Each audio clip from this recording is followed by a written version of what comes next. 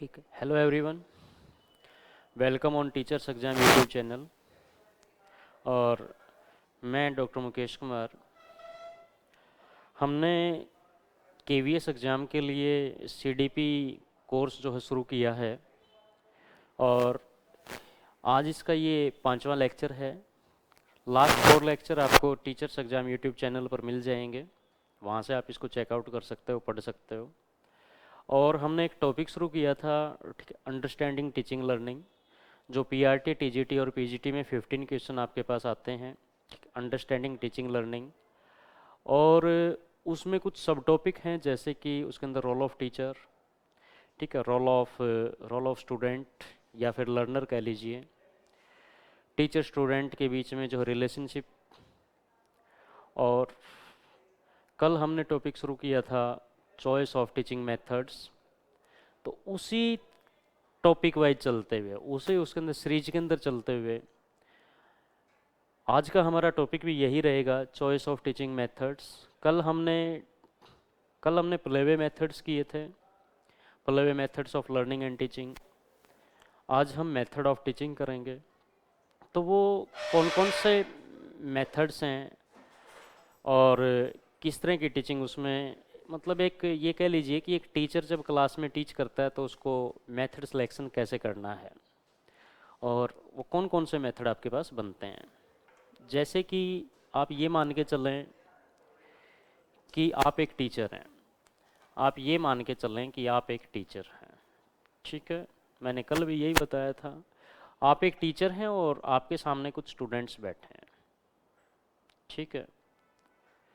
तो आपको दिमाग में ये बातें रखनी हैं कि आपने अपनी टीचिंग इस वे से करनी है, आपने अपनी टीचिंग इस वे से करनी है कि ये जितने भी स्टूडेंट्स बैठे हैं इन सभी को समझ में आ जाए, इन सभी को समझ में आए।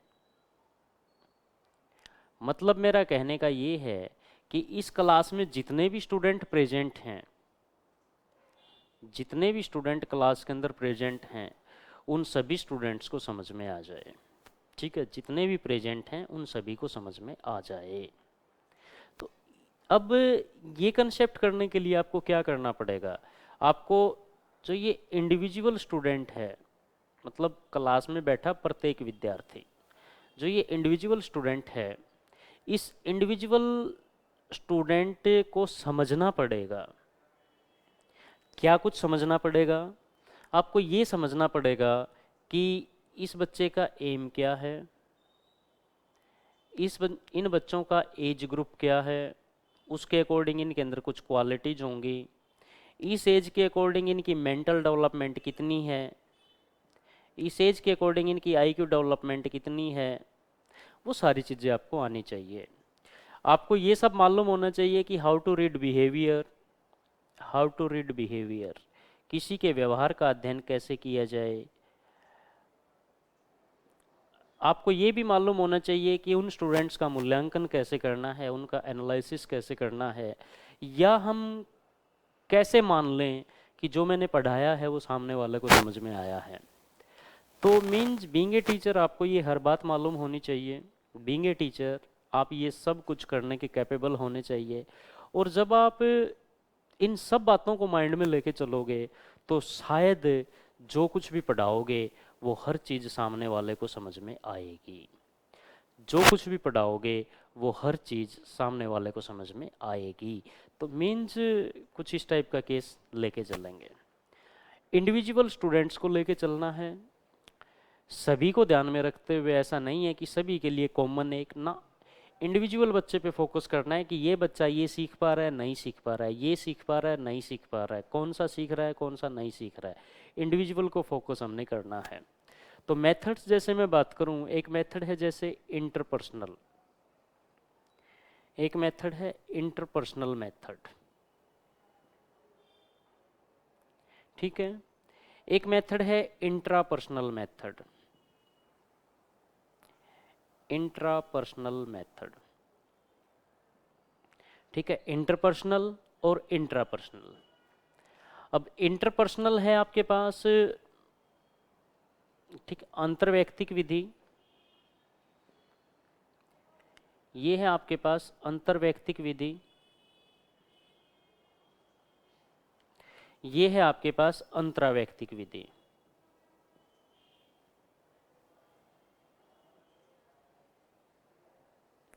ये है आपके पास अंतरावैयक्तिक विधि। ठीक है, अब इनमें क्या कुछ अंतर है या इन मेथड्स का यूज कब किया जाए?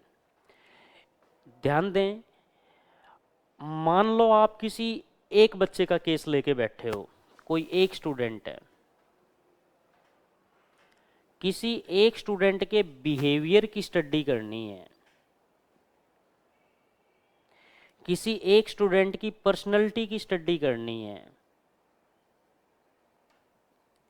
वो एक स्टूडेंट सीख नहीं पा रहा है, क्यों नहीं सीख पा रहा है? वो एक स्टूडेंट क्लास के अंदर अब्सेंट रहता है, क्यों अब्सेंट रहता है? उस एक स्टूडेंट का behaviour time to time change क्यों हो जाता है? वो एक स्टूडेंट हिंदी पढ़ने में जो है मतलब सहजता महसूस करता है, वो एक स्टूडेंट मैथमेटिक्स और इंग्लिश पढ़ने के अंदर अपने आप को असहज महसूस करता है। वो एक स्टूडेंट, जब किसी एक का अध्ययन करना है तो वहाँ पर मेथड कौन सा जाएगा? वहाँ पे जाएगा इंट्रापर्सनल मेथड। जब एक का अध्ययन करना है, और जब एक से ज़्यादा की स्टडी करनी है, दो या दो से ज़्यादा के बीच का केस है, दो विद्यार्थियों के बीच व्यवहार का अध्ययन, दो विद्यार्थियों के बीच उनके व्यक्तित्व का अंतर, दो विद्यार्थियों द्वारा प्राप्त किए गए अंकों का अंतर, दो विद्यार्थियों की ड्रेसिंग सेंस, समथिंग एल्स, कुछ भी, दो विद्यार्थियों की मानसिक सोच, कुछ भी है, दो या दो से ज़्यादा का अध्ययन करते हो तो आप कौन सा मेथड अपनाओगे? तब अपनाओगे इंटरपर्सनल।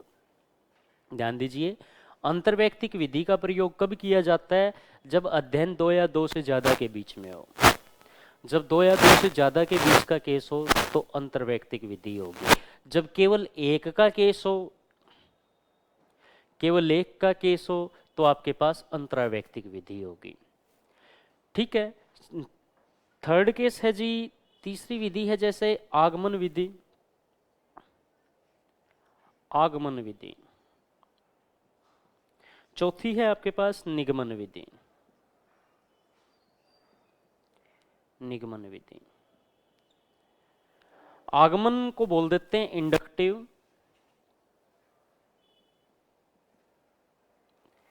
निगमन को बोल देते हैं डिडक्टिव।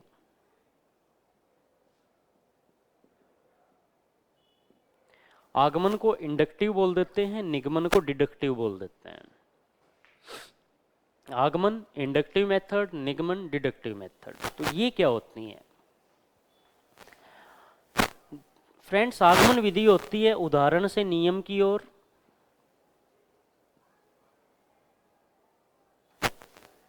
ठीक है, उदाहरण से नियम की ओर, और निगमन विधि होती है नियम से उदाहरण की ओर।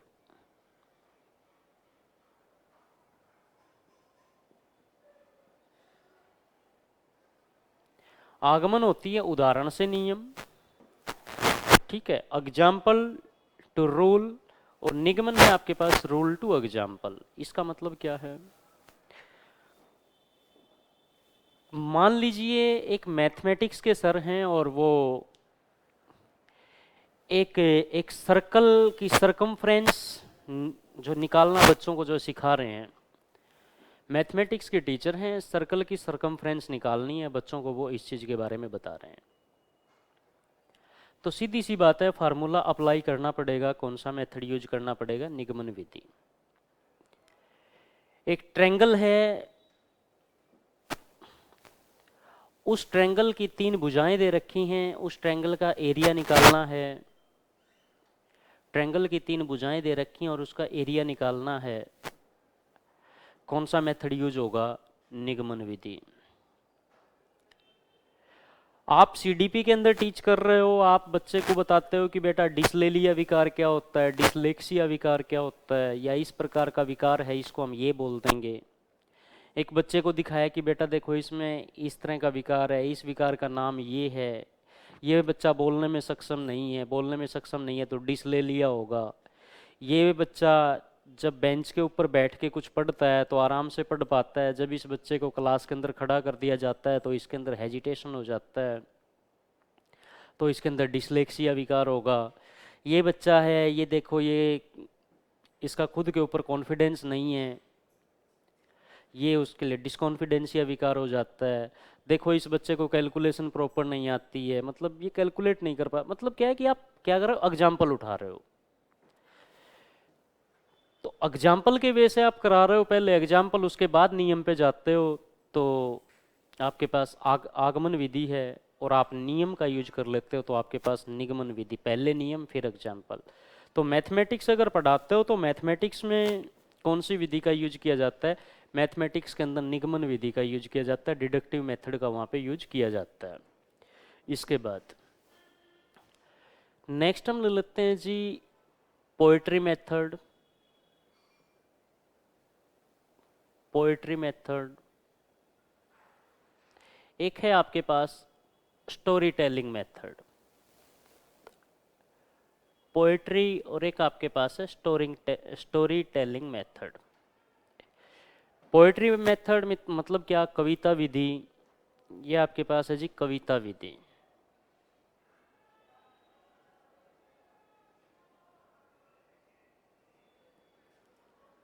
स्टोरी टेलिंग होती है कहानी विधि।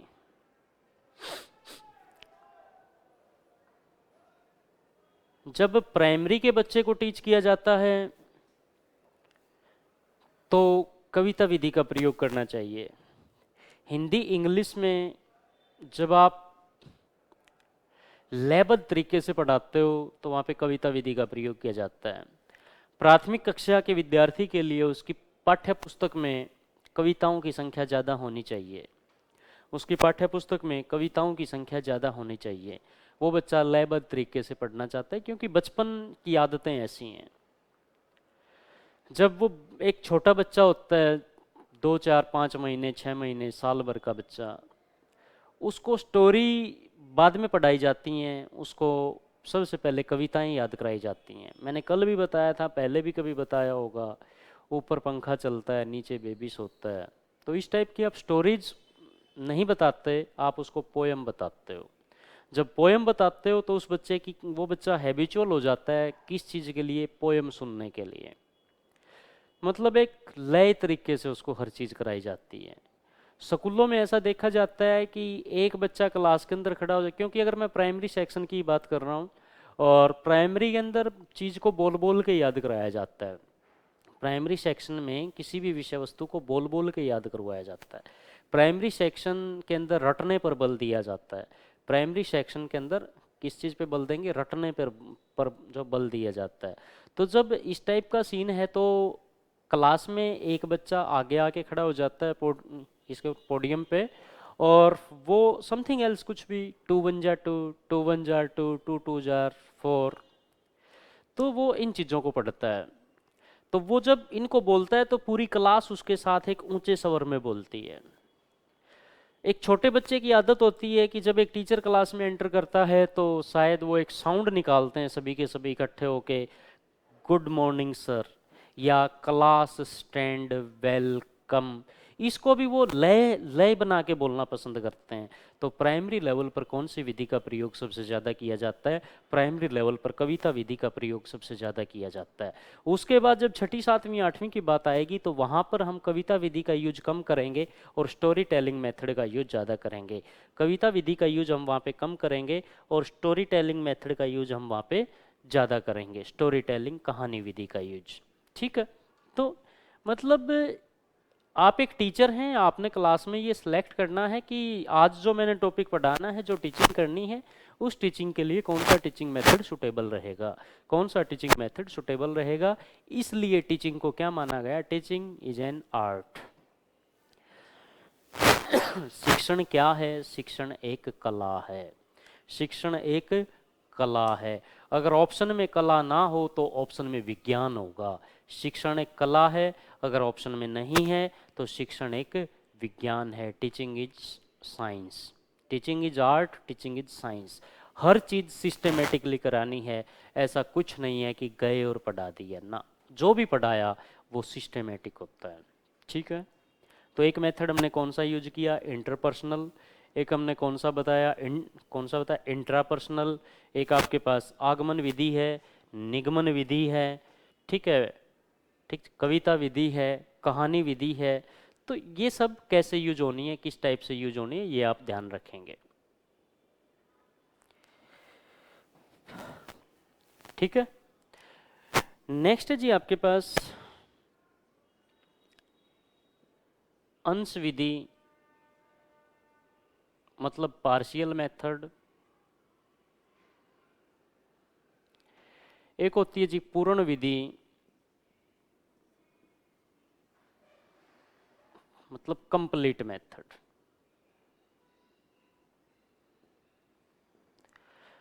पार्शियल विधि मतलब अंश विधि, पूर्ण विधि मीन्स कंप्लीट मेथड। ये क्या है? अंश विधि का मतलब ये होता है कि बच्चे को हमने टुकड़ों में पढ़ाना है, थोड़ा थोड़ा याद कराओ उसको। ऐसा ना हो कि एक ही दिन उसको सब कुछ याद करने के लिए दे दिया जाए, तो वो लास्ट की बातें होती हैं। जब आपका एग्जाम है, पास है, नज़दीक है, तो बोल दिया जाता है कि बेटा ये सारा ही पढ़ना है, क्योंकि अब तो अपने पास टाइम नहीं है। लेकिन आप तो क्लास को स्टार्टिंग से पढ़ा रहे हो, द वेरी फर्स्ट डे। तो द वेरी फर्स्ट डे जब पढ़ाने की कोशिश करते हो, तो एनसीईआरटी ने आपके पास पैटर्न फिक्स कर रखा है कि ये टॉपिक इतने लेक्चर्स में कंप्लीट होगा। तो वो जब सारी चीज़ें फिक्स हैं, तो आप उसमें अप डाउन थोड़ा बहुत प्लस माइनस उसके अंदर रह जाता है। तो हमेशा मेथड यूज करें कौन सी, अंश विधि का प्रयोग करें। प्राइमरी लेवल पर बच्चे को किस विधि से पढ़ाया जाता है, अंश विधि से पढ़ाया जाता है। +1 क्लास के बच्चे को पढ़ा रहे हो, +2 के बच्चे को पढ़ा रहे हो, तो आप वहाँ पे कंप्लीट मेथड का यूज भी कर सकते हो। लेकिन प्राइमरी में पढ़ा रहे हो तो वहाँ पे आप अंश विधि से पढ़ाओगे। ठीक है। अंश का मतलब टुकड़े। आज उस बच्चे को 2 की टेबल याद कराइए, और शायद ऐसा होता है कि वो 2 की टेबल भी कंप्लीट याद नहीं कराई जाएगी, आधी कल याद कर लेना। अगले दिन 3 की करा रहे हो, नेक्स्ट डे 3 की का नेक्स्ट केस करा रहे हो, मतलब एक दिन में 2 दिन में एक टेबल करा रहे हो, 2 दिन में एक टेबल करा रहे हो। तो जब उसने 2 और 3 की याद कर ली है, तो जब 4 की याद कराओगे तो शायद 2 3 का भी रिवीजन करवा दिया जाता है। तो मीन्स क्या है कि पिछली को क्या करो, रिवाइज करवाते चलो, और नई चीज़ उसको थोड़ी थोड़ी याद कराते चलो। पिछली चीज़ जो पहले ज्ञान दिया गया, पूर्व ज्ञान जो दिया गया है, उस पूर्व ज्ञान के अंदर रिवीजन करवाते चलो, और नई चीज़ उसको सिखाते चलो, नया उसको याद कराओ। ठीक है। तो ये आपके पास अंश विधि है। पूर्ण विधि में क्या होता है? पूर्ण विधि में होता है कंप्लीट पढ़ना, किसी भी विषय वस्तु को, किसी भी टॉपिक को कंप्लीट पढ़ना। मान लीजिए ईवीएस का बच्चा है, उसने एक टॉपिक उठा लिया फूड। ईवीएस के स्टूडेंट ने एक टॉपिक उठाया फूड, तो वो बच्चा, उसके एग्जाम नज़दीक हैं, या वो बच्चा कुछ इस टाइप का, क्योंकि उसने मेमोरी वाला टॉपिक पढ़ा हुआ है, ठीक है, साइकोलॉजी में उसने मेमोरी टॉपिक पढ़ा हुआ है, यादाश्त पढ़ा हुआ है, और मेमोरी उसको ये मालूम है कि यादाश्त को कैसे बढ़ाया जाए, उसने वो नॉर्म्स पढ़े हुए हैं। तो यादाश्त को बढ़ाने के लिए हमेशा कौन से मेथड का यूज किया जाता है? कंप्लीट मेथड का यूज किया जाता है। अगर यादाश्त बढ़ानी है तो कंप्लीट मेथड का यूज किया जाता है। ध्यान दीजिए, आप किसी भी एग्जाम की प्रिपरेशन कर रहे हैं, बेसिकली तो हमने ये चैनल टीचिंग एग्जाम के लिए ही शुरू किया हुआ है। आप मान लीजिए केवीएस एग्जाम के लिए प्रिपरेशन कर रहे हैं, तो आप कैसे कर रहे हैं? आप एक बुक उठाएं, आप अपने नोट्स पीडीएफ उठाएं, कुछ भी, उसको आप कंप्लीट पढ़ें। हो सकता है एक बार उसको कंप्लीट पढ़ने में, किसी भी टॉपिक को मान लीजिए, उस टॉपिक को कंप्लीट पढ़ने में आपको 2-3 आवर्स लग जाते हैं। उसके बाद उसको आप बंद करते हैं। जब 2 दिन 3 दिन 4 दिन बाद आपका मूड फ्रेश हो, आप उसको दोबारा पढ़ें। ऑब्वियस सी बात है, जब सेकंड डे आप पढ़ते हो, तो जितना समय आपने पहले दिन लिया था, जितना समय आपने पहले दिन लिया था, सेकंड टाइम आप उससे कम समय लेते हो। पहली बार जब किसी चीज़ को पढ़ते हैं, जब उसी चीज़ को दूसरी बार पढ़ा जाता है, तो ऑब्वियस सी बात है दूसरी बार समय कम लगता है, और कुछ लाइंस अपने आप याद आ जाती हैं कि शायद हमने ये किया था, इसके बाद ये लाइन थी, उसके बाद ये लाइन थी, तो उससे हमारी याददाश्त बढ़ती है। जब आप उसको तीसरी बार पढ़ोगे तो शायद समय और भी कम लगता है। जब हम उसको तीसरी बार पढ़ते हैं तो शायद समय और भी कम लगता है। तो इस टाइप से मेमोरी बनती है। तो मेमोरी बनाने के लिए हमने क्या करना है, याददाश्त को बढ़ाने के लिए हमने क्या करना है, किसी भी चीज़ को हमने कंप्लीट मेथड से याद करना है, पूर्ण विधि से हमने उसको पढ़ना है। इसके बाद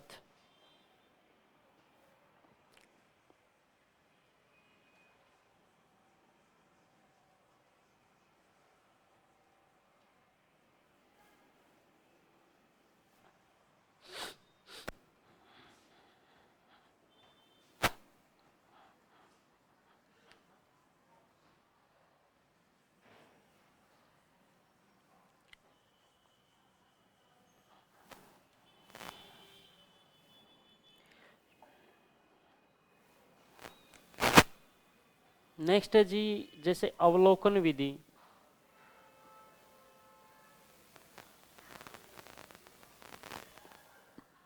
निरीक्षण विधि,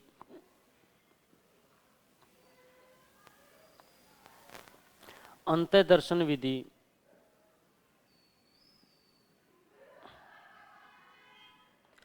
आत्मदर्शन विधि,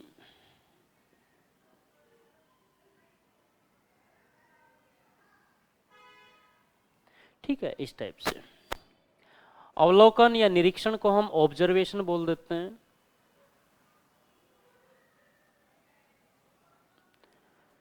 अंतःदर्शन इनर साइटेड,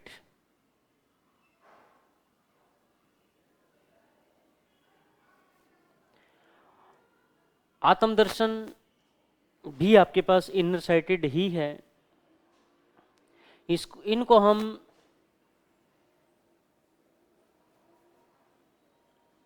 सूझ विधि भी बोल सकते हैं, सोचना समझना विचारना, समथिंग एल्स। अवलोकन में क्या होता है, कक्ष में टीचर हमेशा अवलोकन विधि का प्रयोग करता है, मतलब बाकी तो होंगी लेकिन अवलोकन हमेशा रहेगी। निरीक्षण हो सकता है हमेशा रहेगी।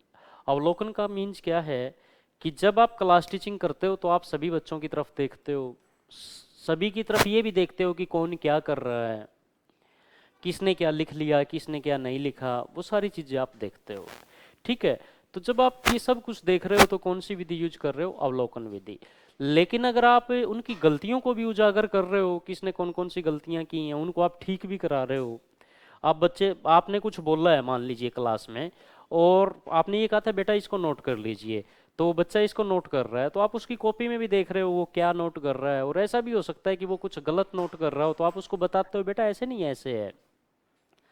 तो जब उसकी गलतियों को भी देखा जाता है और उसको नोट कराया जाता है, गलतियों को भी देखा जाता है और उसको नोट कराया जाता है, तो वहां पे आपकी कौन सी विधि होती है जी, निरीक्षण विधि होती है। जब केवल ऑब्जर्व किया जाता है तो अवलोकन विधि होती है। जैसे पेपर का क्वेश्चन बना देता है कि परीक्षा हाल में, मतलब एग्जाम सेंटर में एक टीचर का रोल किसके रूप में होता है, तो एक एग्जाम सेंटर में टीचर अवलोकन विधि का प्रयोग करता है। वो केवल ऑब्जर्व करता है, केवल देखता है, वो गलतियां नहीं बताता है, लेकिन कह देता है कि कक्ष में टीचर का रोल किसके रूप में होता है, तो वहां पे आंसर कौन सा चला जाता है, वहां पे आंसर जाएगा निरीक्षण विधि। कक्ष में हो तो उनकी गलतियों को भी उजागर करना है, उनकी गलतियों को बताना भी है, तो वो आपके पास किस में जाएगा, निरीक्षण विधि में जाएगा। अंतःदर्शन में क्या होता है जी, ये अंतःदर्शन अगर ऐसे लिखोगे तो यहाँ पर विसर्ग आएंगे, और अगर इस लाइन को पूरा करते हो तो अंदर इसके ऊपर रे आएगा, मतलब ये या तो अंतर्दर्शन लिखा जाएगा या फिर इसको अंतःदर्शन ऐसे लिखा जाएगा, ठीक है। अगर विसर्ग लगाओगे तो ये लाइन, ये दोनों आपके पास ऐसे ऐसे अलग अलग लिखे जाएंगे, और अगर विसर्ग नहीं लगाते हो तो ये आपके पास कंप्लीट ऐसे जाएगा। तो अंतर्दर्शन में क्या होता है, अंतर्दर्शन में ये होता है कि आप उसको ऑब्जर्व तो कर रहे हो, लेकिन मन ही मन में सोचते हो इसकी नेचर ऐसी है, ये ऐसा है, शायद इसको घर पे टाइम नहीं लगता होगा, शायद ये नहीं पढ़ पाता होगा, शायद ये रिवाइज नहीं करता होगा, या शायद ये बहुत रिवाइज करता है, घर पे बहुत मेहनत करता है, इसकी राइटिंग बहुत अच्छी है, शायद ये शायद वो, मतलब हम सोचते विचारते हैं। तो जब आप किसी और के बारे में सोचते विचारते हो, जब आप किसी और के बारे में सोचते विचारते हो तो वो आपके पास अंतर्दर्शन विधि होती है, और जब आप खुद के बारे में अवलोकन करते हो, खुद के बारे में सोचते विचारते हो कि मैंने क्या किया, मैं क्या कर रहा हूँ, तो वहाँ पे उसको हम आत्मदर्शन बोल देते हैं। जब खुद के बारे में होती है तब हम उसको आत्मदर्शन बोल देते हैं। तो ये कुछ टीचिंग मेथड्स इस प्रकार के हैं। मंडे से तो नहीं, ट्यूसडे से हम केवीएस का सीडीपी का बैच अपना प्रॉपर शुरू कर देंगे। ट्यूसडे से ये बैच हम प्रॉपर शुरू कर देंगे। तब तक के लिए यूट्यूब पे आप हमारे साथ बने रहें। उसके बाद अपना जो है रजिस्ट्रेशन करा के टीचर्स एग्जाम यूट्यूब चैनल पर अपने लाइव लेक्चर या अपने प्रॉपर टाइम के अकॉर्डिंग क्लासेज अपनी ज्वाइन करें। कोर्स को आप परचेज करें। अगर वीडियोज अच्छी लगी हैं तो कोशिश करें इन वीडियोज़ को नीडी स्टूडेंट मतलब केवीएस स्टूडेंट्स तक पहुँचाएँ। आज के लिए सिर्फ इतना ही। थैंक्स।